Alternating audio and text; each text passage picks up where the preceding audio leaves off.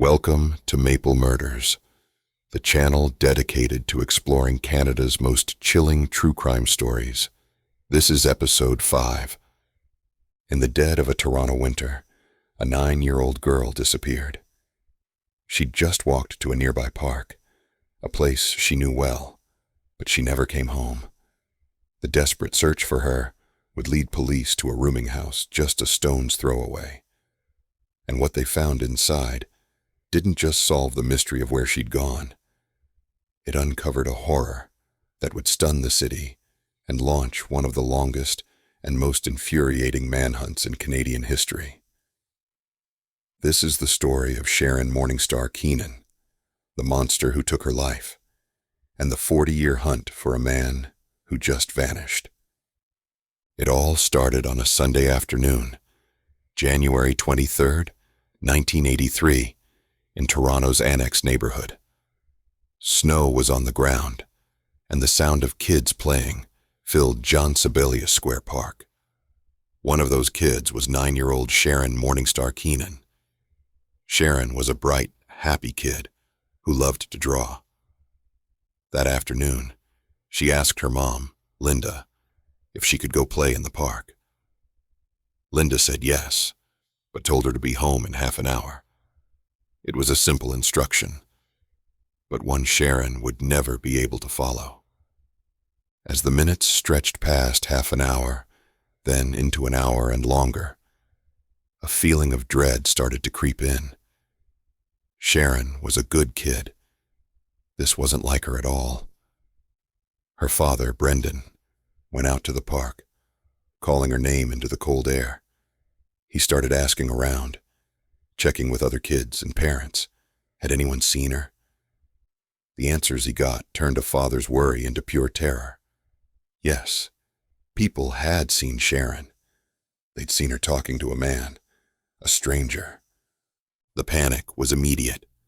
The Keenans called the Toronto police, and a missing child search quickly ballooned into a massive operation. Sharin's face was suddenly everywhere, on posters and store windows, on the front page of the news. For a week, the city held its breath, but there was nothing. No ransom demand, no real sightings, just a horrible, gnawing silence. The hope that she was just lost began to curdle into a much darker fear. With no real leads, police decided to widen their search, going door to door around the park.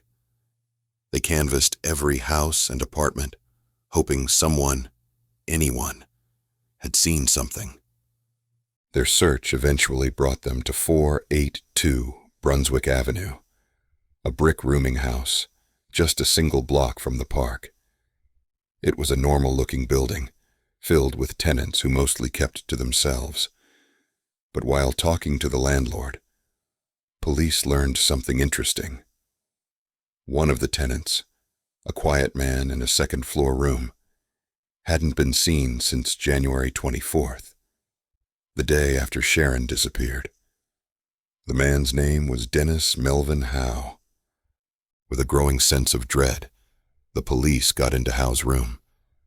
It was a small, simple space, but one thing stood out: a refrigerator, unplugged, sitting in the corner. An officer walked over and pulled the door open. In that single moment, a week of desperate hope came to a sickening, brutal end. Inside, wrapped in a garbage bag, was the body of Sharin Morningstar Keenan. The autopsy would later confirm the absolute depravity of the crime. She had been sexually assaulted and then strangled. The discovery sent a shockwave of fury and grief through the police force and across the entire country. The question wasn't, "Where is Sharin?" anymore. It was, who is Melvyn Howe, and where in the world did he go? A warrant for first-degree murder was issued immediately, but the suspect already had a week-long head start. The hunt was on. Melvyn Howe wasn't some random predator. He was a monster who had been hiding in plain sight. Born in 1940 in Saskatchewan, Howe was 43 when he murdered Sharin. He had a long, disturbing history of violence, especially against women and girls. In fact, he'd just been released on mandatory supervision in 1982 after doing almost 15 years in prison for a string of brutal assaults. His release was a catastrophic failure of the system. His parole had actually been revoked after he fled his halfway house, but he'd still managed to get to Toronto, rent a room under a fake name, and settle in right next to a park full of children. Investigators scrambled to build a profile. Howe was about 5'9" with brown eyes and notoriously bad teeth. He had a half-inch scar under his chin, another on his right thumb, and a crooked pinky finger. He was left-handed and had a small birthmark on his chest. He was a heavy smoker who also used drugs and alcohol. He had a weird habit of calling people he didn't like turkeys and, strangely, had learned needlepoint in prison. Police also had information that he might be hard of hearing. He was known to use aliases, like Michael Burns, Wayne King, and Jim Myers. He was a ghost, but he had a face, and soon, that face was everywhere. The hunt for Dennis Howe became one of the biggest and most expensive in Canadian history. His wanted poster was a grim new fixture on billboards, in bus stations, and in police departments all over North America. The story was a media sensation, a horrifying tale of a monster who fell through the cracks and the little girl who paid the price. Investigators worked frantically to figure out how he'd escaped. They learned that the day after Sharin went missing, Howe was seen in Sault Ste. Marie, hopping on a bus headed for Winnipeg. After that, the trail went completely cold. He had simply vanished. Years turned into a decade, then 2, then 3. The Sharin Morningstar Keenan case never closed. It remained an open wound for the city of Toronto. The Toronto Police Cold Case Squad, led by detectives like Stacey Gallant, refused to give up. They held press conferences, reissuing pleas for information and releasing age-progressed sketches of what Howe might look like in his 60s and 70s. Their message was always the same. Dead or alive, we're looking for Dennis Melvyn Howe, Detective Sergeant Gallant said. We have his DNA. Someone knows where he is. We want to hear from you. That DNA was the key. Investigators had recovered Howe's genetic material from the crime scene. It was ironclad proof, just waiting for a match. Police appealed directly to his family, his brothers, sisters, and especially his nieces and nephews. They also believed he'd fathered a daughter back in 1969 and begged for her to come forward. The hope was that a family member could finally provide the tip that would lead to him. Over the decades, thousands of tips came in from all over the world, each one a flash of hope that quickly fizzled out. A dentist was sure he'd had Howe in his chair. Police rushed over, only to find it was a different wanted man. A tip placed him as a dishwasher in a remote Saskatchewan mining camp. Another claimed a housekeeper at a Calgary hospital was him. He chain-smoked and even used the word turkeys. Every single lead was tracked down. Every single one fell apart.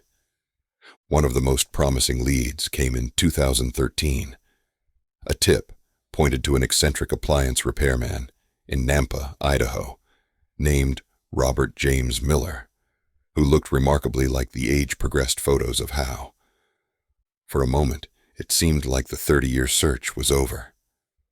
The FBI got involved, interviewed Miller, and took his DNA.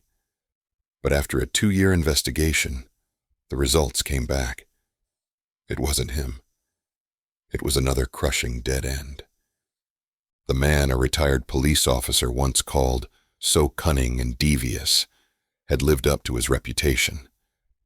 He'd stayed off the grid for so long that many figured he must have died years ago. But the terrifying possibility that he had lived out a full life in freedom, maybe even with another family, remained. Solving a case like Sharin's is a marathon, not a sprint.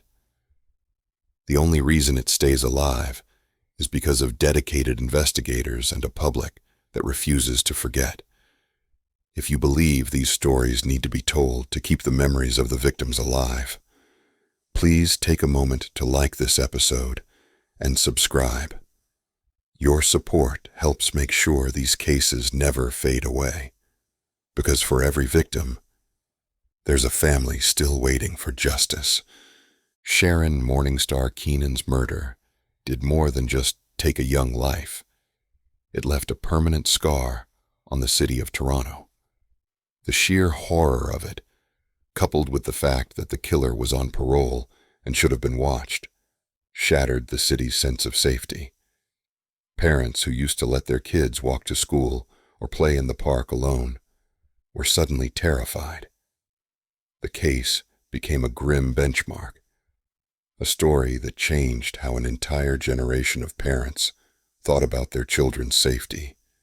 For law enforcement, the investigation was a hard lesson. It exposed massive gaps in the justice system, especially in how violent offenders on parole were tracked. The tragedy forced tough conversations about parole reform and the need for better ways to track dangerous fugitives across the country.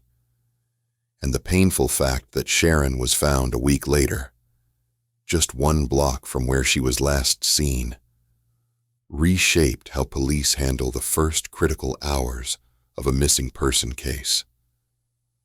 The long, fruitless manhunt also proved the incredible value of 2 things: dedicated cold case units and DNA evidence. Even as decades passed, having Howe's DNA meant the case was never truly cold. It was a silent witness, a biological time bomb that could, at any moment, connect him to the crime. It's what has allowed the Toronto police to say with confidence that they have their man. They just need to find him. And you can't talk about this case without talking about the media.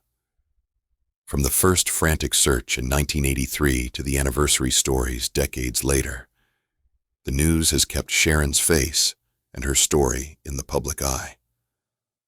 Documentaries and news specials have ensured that neither she nor her killer have been forgotten. This constant attention has become a kind of public memorial, a city's collective refusal to let the case go unsolved. But beyond all the policy changes and headlines, the deepest impact was on her family. The tragedy tore them apart. Sharin's parents separated soon after her murder, the grief simply too much to carry together. Her father, Brendan, died in 2015 without ever getting the answers he so desperately needed.